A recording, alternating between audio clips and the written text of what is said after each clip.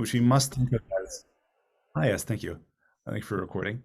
Which we must think of as, a large multi-ethnic empire under, of course, the Manchu ruling house. I'm sorry, I'm having a little trouble with there we are, yes.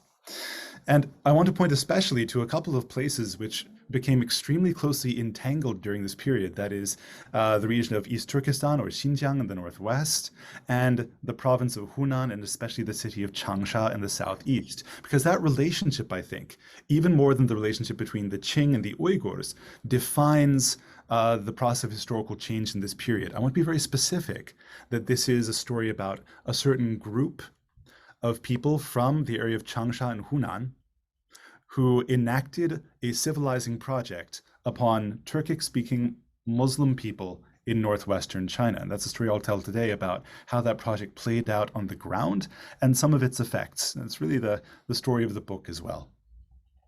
So as many of you probably know, the great Qing Civil War of the mid-19th century, during which nearly a third of Qing territory was under some kind of state of revolt, instilled in many Confucian intellectuals a sense of civilizational crisis. In particular, in a community around Changsha and Hunan, who's famous for such figures as Zheng Guofan and Zuo Zongtang, right? Some of the great leaders of the Jingshi movement, which we often translate as statecraft, but which I think we can translate more accurately, as Bill Rowe has, as saving the world or ordering the world.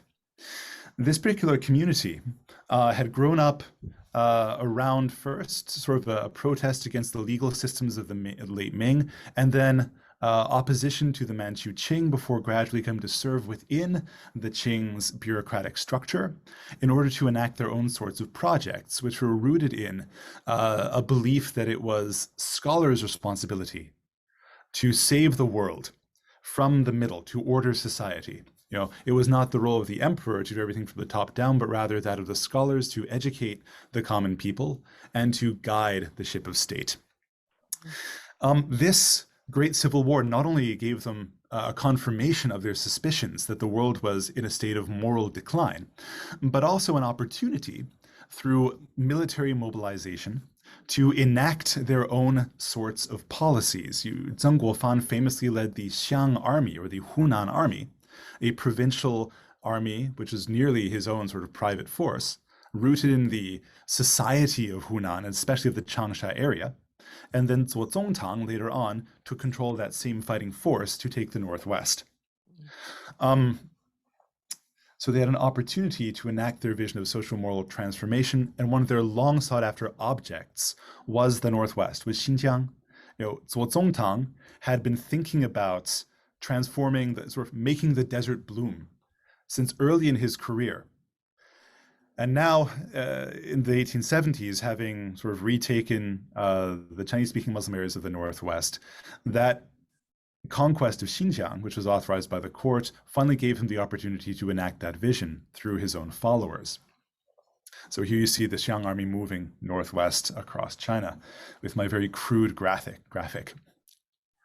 At this time, so we need to think about some categories here and some time periods. We need to keep in mind that we are looking at the period from 1877 to about 1911, 1912, the period during which the Xiang army took almost complete control of what became Xinjiang province. This period of time followed directly upon 13 years of the so-called Muslim uprisings, which is sort of a Chinese term for it, 回民起义. We can think of it more effectively, perhaps, as the period in which various Muslim groups rose up against specific aspects of Qing rule, particularly local corruption, leading in part to the Hokkandi military commander Yaqub Beg taking control of the movement and establishing his own independent state, eventually with, indeed, the support of the Ottoman Sultan Caliph. During this period, when we look at the documents from the area, we see three categories of people, primarily. Let's see. People tended to refer to themselves using terminology that reflected both linguistic and religious affiliations. And people often switched between these groups. They could move between them. So we have the category of Musulman.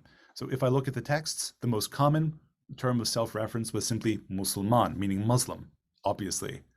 But in the documents, it's very, very clear that a Musulman is not a Dungan, and a Dungan is not a Musulman. So a Dungan or a Hui person is clearly marked as something other, or even if you look at the Yaqub Beg period sources and afterwards, there's a sense that Chinese-speaking Muslims are not proper Muslims, therefore they cannot be properly Musulman, especially because they speak another language. And a Musulman is certainly not a Han or a Khtai. The term here indicates a broad range of non-Muslim, non-Turkic speaking people who all come from the Qing realm. Keep an eye on these categories, because historians have known for a long time that the period that follows, the 1877 to 1911, was a critical period for the formation of a stronger sense of ethnic or national identity. That there's a transformation in some ways from a set of religious linguistic affiliations to much more clearly bounded communities. Maybe not with the name Uyghur just yet, but with a clearer sense of who belonged to what. And I think that the process that we see today, set in motion by the Civilizing project, played a key role in forming those firmer boundaries between groups. This period of time has always been a black box for scholars, but we've always found it very interesting. And I think my project is the first to really drill down to the ground level using a local archive from the oasis of Turpan. You see it marked on the screen there. I don't know why I'm pointing. You can't see my finger pointing at it. But I looked very closely at the oasis of Turpan in East Turkestan to consider how different groups interacted in the everyday and in certain institutional contexts, particularly with reference to their interactions with the Chinese state or the Qing state.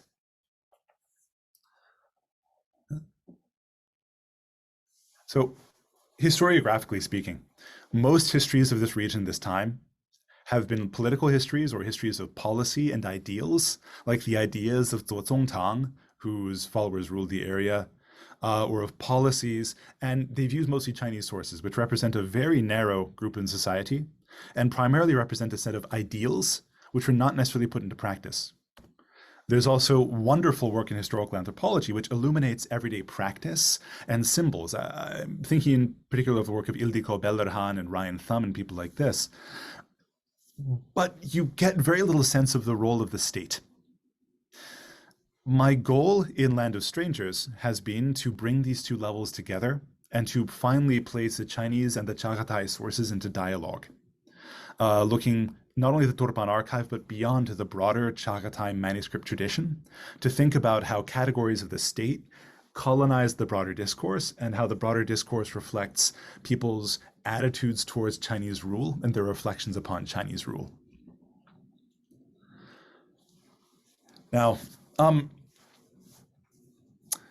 as the armies gathered to enter the region that became known as Xinjiang province, Zuozong Tang, who did not really enter the region, but who led the Civilizing project, reminded us of his fundamental attitude towards the reconstruction of the region. Now, most of the Qing was now under reconstruction, or Shanhou, following the Taiping, the Nian, the Pantai, all of these various uprisings. And in all of those areas, they had used socio-moral transformation with a focus on charitable organizations, moral tracts, popular religion or popular Confucianism to bring about a better social order. Toby Meyerfong's book, What Remains, details this process in China proper. But as Zuo pointed out, as he thought, the Muslims are not like the Taiping or the Nian. The problem was that their marriage customs differed.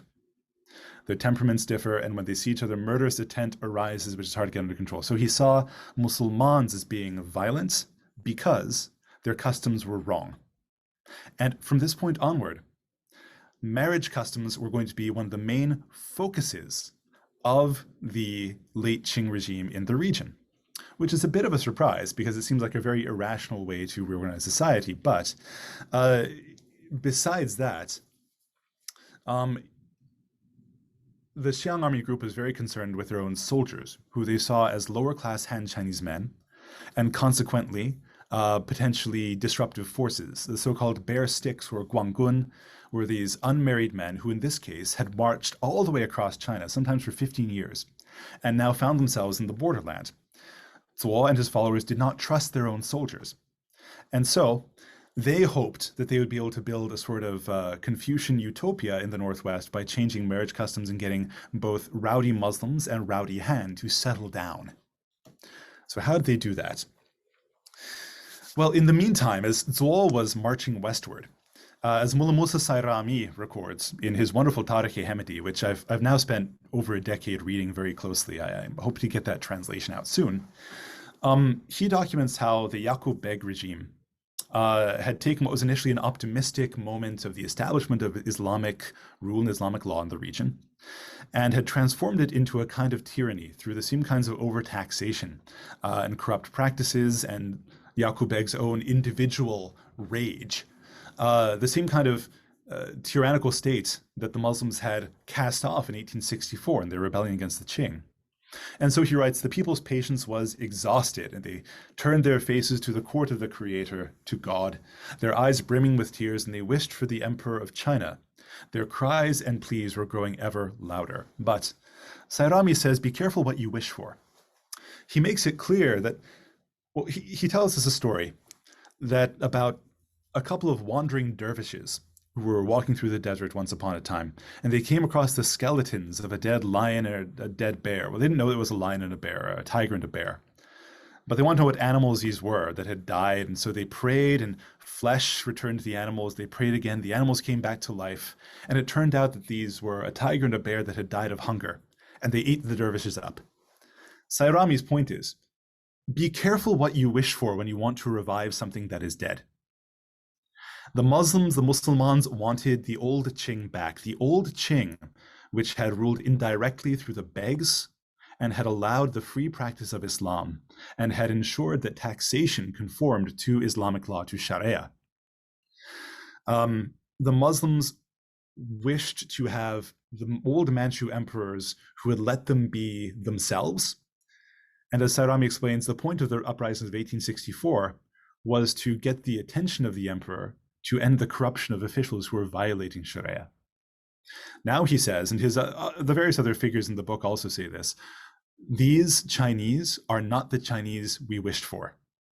The new Chinese were assimilatory and aggressive. And Sayrāmī, who I think might have actually worked as a tax in some function also under the late Qing regime, but he doesn't talk about it, and others were very disturbed by this new development. And so this period's documentation is full of nostalgia for the older Qing and a sense of loss and trauma over what has disappeared in the 19th century. There's a great pessimism that appears about this new era, and you can see why. Because, so here's Liu Jintang, who led the reconquest on the ground and then became the first post-1877 governor of Xinjiang. He's a very peculiar figure because he was basically he was a nephew of one of Zhuozongtang's highest commanders and an old sort of childhood mentee of Zhuozongtang. And he kind of grew up along the march into the Northwest and then found himself in the age of like 30, I think 33, ruling Xinjiang. And so he was constantly complaining about the difficulty of his job.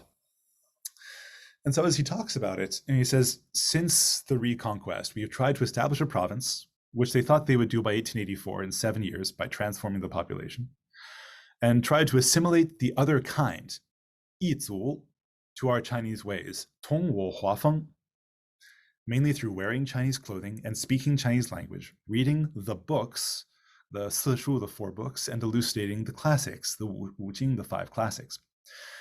Now, this reflects a broad-ranging assimilatory project in which Confucian schools were established much more broadly than we ever thought before. Turpan alone had 7 Confucian schools, which were meant to inculcate young Muslim boys specifically in Chinese language and classics with the hopes of creating moral men who would then return to their homes and their families and rebuild society from the ground up. They'd be culturally and linguistically bifluent interpreters, was the idea, who would see the light of Confucian teaching as the Xiang army understood it, and immediately realize that Islam was not quite right. See, the Xiang army believed that Muslims were very close to Confucians in a way, even more so than the Hui, because the Muslimans, they had books, but not the right books. They had scholars, but not the right scholars. right? They had marriage practices, but they weren't good enough. And they had, the main issue was that they didn't know their genealogies. And so Confucian schooling was meant to give them a sense of genealogy and a sense of filial piety that would transform them into good natural subjects of a better, more moral version of the Qing. The consequences were, of course, not what they thought they would be. Civilizing projects never work the way that the civilizer thinks they will. And so in the book, one of the figures I follow is named Ai Xueshu. This is a Muslim child who became the top student at the schools in Handu or Handun and Lemchin, and was awarded at one point with a large plot of land, here illustrated in a document from the Turpan archive, for his, forgive me, for his remarkable erudition and obedience. He was even a ritual dancer at the temple. Now, Ai Xueshu was an exceptional kind of case because he was not only he was very successful. He remained in the school for a long time, gathering knowledge, gathering connections. He later used this parcel of land to build his own economic capabilities. We have records of him going into the 1920s, where he was even a magistrate in the Republic of China in 2 different counties. The first time when he was appointed, of course, his Chinese subjects would refuse to listen to him because he was obviously not Han. But he still had the trust of the government. Around 1926, which I think when he died, he was being sued by the manager of a cotton weaving small factory that he'd set up for withholding wages. And he managed to pass away before having to actually settle on that lawsuit. So Ai Xueshu was a good example of the kind of person who crossed boundaries between Muslim and Han Chinese realms regularly in this period, and who in so doing actually deeply upset many members of the Muslim community, simply because men like Ai Xueshu became both indispensable to communicating with the Chinese administration and completely untrustworthy. You see, they had a monopoly during this period on communicating between a monolingual Chinese magistrate who rarely had any understanding of the place where he was trying to administer, and a large, mostly monolingual Muslim subject population who needed to get something out of that administration. So in the course of the book, I have to look very closely at the ways that these interpreters, these both oral and written interpreters and translators, played with language and helped enable people to use the Chinese administration in certain ways by refiguring their speech. We'll see an example of that later. But these boundary crossers, were deeply upsetting to their communities because they constantly, they seemed to serve both groups and primarily their own interests. You know, most of these interpreters, when you see them in the archives, one interesting thing that we find is that actually elite families liked the schools. They wanted to keep the schools open because they gave their sons an opportunity to learn Chinese and gain connections and learn how to manipulate the system of the Qing administration. And so in disputes, you often find that one of these interpreters is representing their family and their family's interests against those of others and trying to deploy language more effectively to win a court case. But I want to share this because I found this after the book was published. I never knew what Ai Xueshu's name was because he appears over and over again in the archive, only under his Chinese name, which is Ai, as phonetic for something. I thought maybe Ahmed. And then Xueshu, study the books.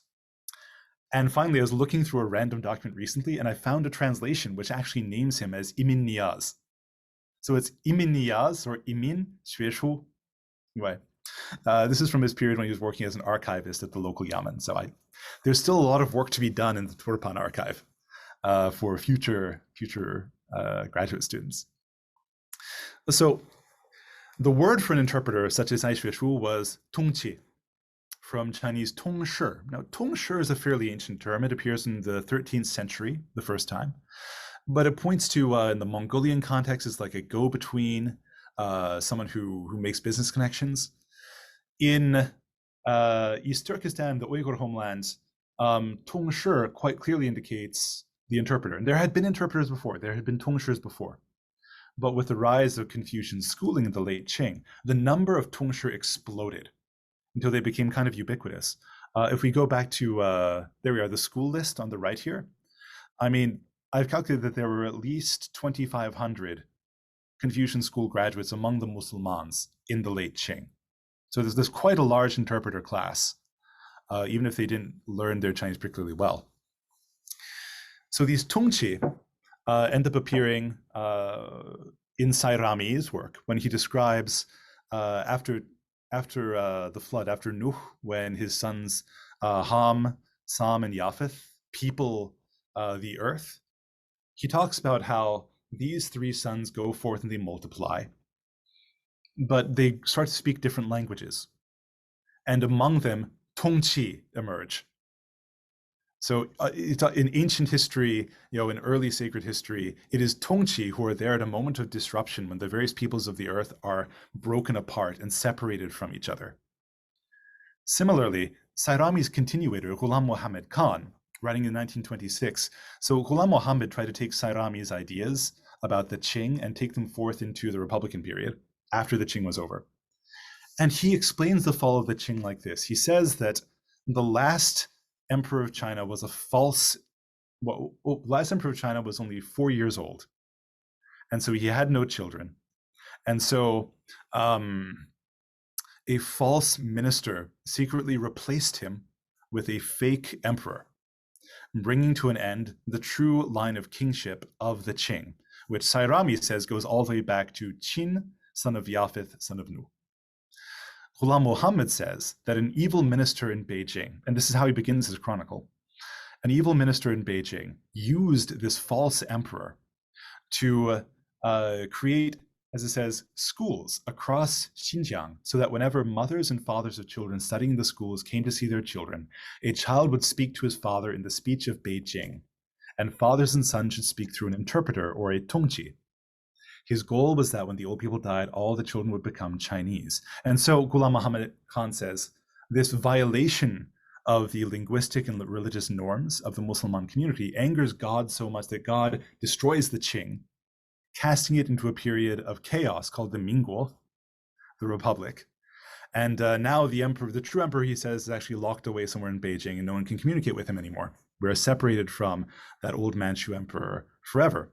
And so Tongshi appear not only in lots of legal cases because people complained about them all the time, but also in these sorts of articulations of sacred history and explanations for global disruptions, particularly disruptions around family.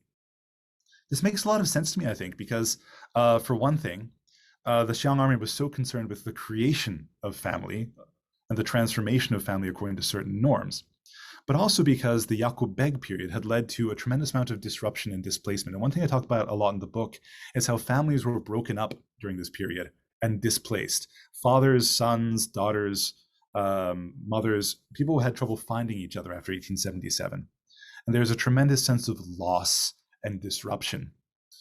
And even a sense that the Muslim uprisings had created the conditions where ancient brothers, the sons of Japheth, that being Qin and Turk and Rus and Mughal, had finally their familial relationship had finally been shattered. And so we see this reflected again in this discourse of the late Qing, which appears not as a period of assimilation, as the Xiang army wished it, but as a period of further disruption and the destruction of family.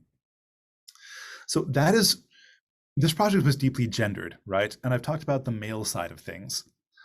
What about the Xiang army's goals for the transformation of women? Well, again, this centers around marriage. Marriage by Muslim customs, said Yi Shuosong, is beyond the proper human relationships. So what do you do? How do you civilize rowdy men, or as the Xiang army saw them, they thought that Muslim women were wanton, were sexually open and available.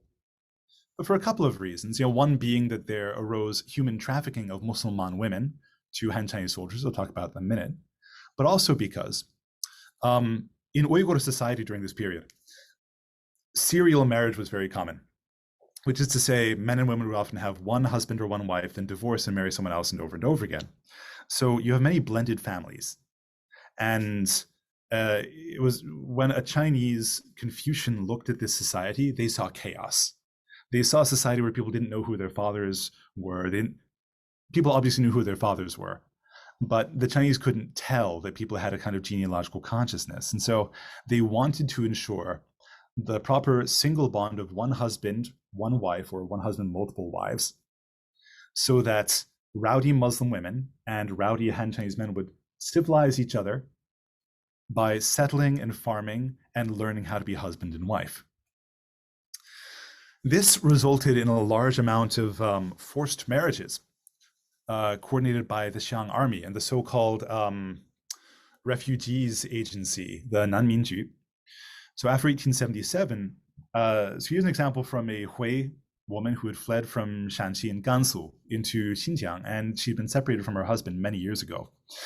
And the Nanminju collected her and assigned her to Zheng Changming, who was a Han soldier demobilized from the Xiang army.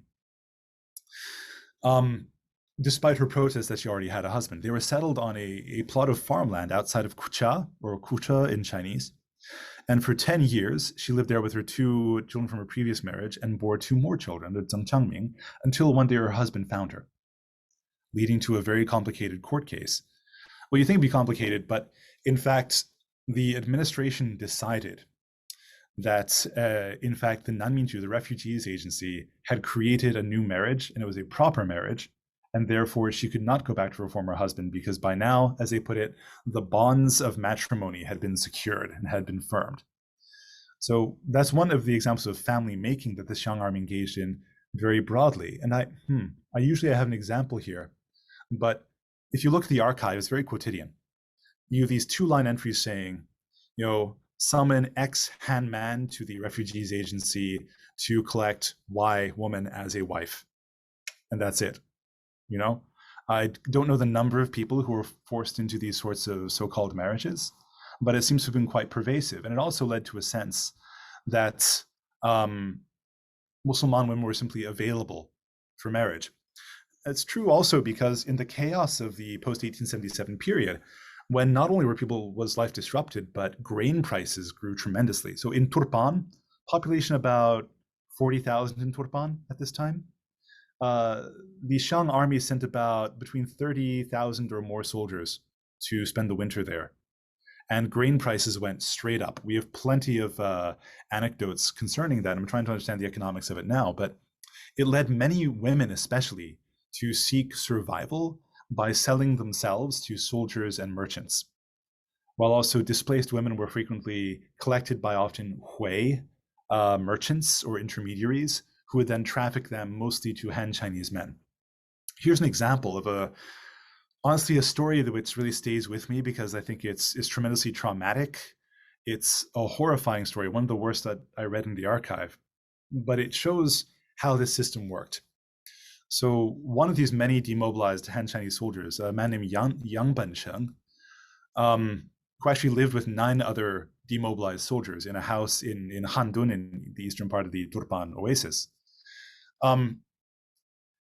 He had been, a woman named Ruveida Khan, a Muslim woman, had sold herself to him through a Hui intermediary. And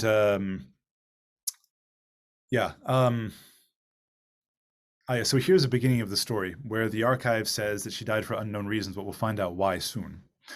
So Ruveida Khan and Yang Bencheng had a daughter named Peach Blossom. It was Taohuar.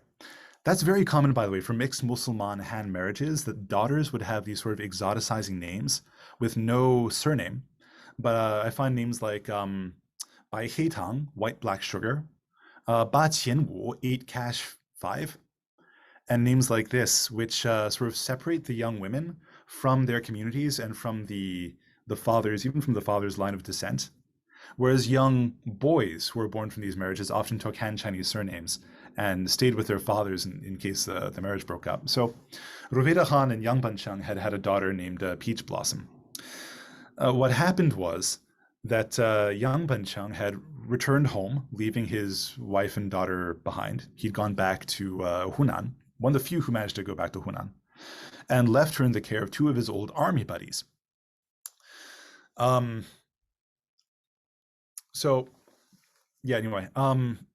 these two old army buddies decided that they were tired of having her around and sold her to another man who lived in another part of Turpan. And these two Hui intermediaries, she refused to go, of course, and they piled her into the back of a cart, tied her up and put her into the back. And as they're taking her off to some way station to overnight there on the way to her new marital home, a man claiming to be her brother, might have actually been her brother, named Sawut, brought a lawsuit saying that no, she's already married. No, this is not right. No, she's being trafficked. This is Sawut had to say, look, this is a violation of Confucian marriage norms. This is not right. Otherwise, no one would have cared what he said. He was not successful. By the time that the Yamen started really investigating, Ruveda Khan had already found a ball of opium in her new home and swallowed it, and we can only hope that she died peacefully in her sleep, leaving Peach Blossom behind. Now, yeah, here we are. There was a brief investigation into these clearly abnormal circumstances, or actually in Turpan they'd become extremely normal at this point. The decision was that no one would be punished for this, because actually what had happened was that Ruveda Khan had killed herself out of a sense of faith to her former husband. And she was actually a good Confucian, and she'd be held up as an example to the other Muslim women of the borderlands in order to show them the goodness of Confucianism and show that even this woman had absorbed the proper values of filial piety and widow loyalty. And so by making her a martyr for chastity through the process that I think Janet Tice calls the chastening state, the government could assimilate all sorts of cases like this, all sorts of tragedies, to their own civilizing project. This is one of the problems of the archive, of course, because the state had the power to represent as it wanted to, and researchers who simply took the archive at their word, or who, for example, observed only from Beijing, would get a highly sanitized version of these stories and often a major distortion of the facts. One thing I talk about at length in the book is how a murder case that takes place locally looks completely different by the time that same information gets to Beijing. And that transformation from a messy reality into a legible but false narrative meant to serve a certain political purpose happens very early in the process. The Tongshis were very effective at shaping narratives to elicit certain kinds of responses from the Qing administration. And so, broadly speaking, this is just a model, right? I think that this economic relationship, this intersection of economic inequality and human trafficking and religious and linguistic difference, produce a kind of tripartite relationship between Musliman as the poorest people, whose women were trafficked and crossed boundaries, Han Chinese as not wealthy at all, but certainly the wealthiest and most powerful people in the region, who often bought and consumed Muslimans as servants, as wives, as slaves, and Hui as brokers, who rarely actually married outside of their own group, but facilitated this kind of interaction between peoples, formed that stronger sense of boundaries through this constant reinforcement of difference along multiple intersecting axes. We can see a stronger sense of ethnicity emerge, wherein Han begin to advocate more for their own community as Han, and Muslimans advocate for their own community as Muslimans, and Hui as Hui. So in 1877, we see a group speak of themselves as, I'm a person from this place, from this family. Even the Han say, I'm from Shangzhou, I'm from Tianjin, I'm from Hunan. By the 1890s, consistently we see people say, I'm a Musliman, and I have concerns for the Musliman graveyard, I have concerns for the Musliman mosques. The Han say, I have concerns for the Han graveyards and the Han temples. They really organized around a sense of community that is formed out of the local context with the encouragement of the state. A fourth category emerged in this time, which was Turkic speaking, but also somehow non-Muslim. Now, the diagram could be more accurate. I would say that the so-called Chanto, or Chantou in Chinese, were the internal other of the Musulman. They're people who engaged with Han Chinese settler culture, or who sought to enter the Chinese-dominated administration during this period.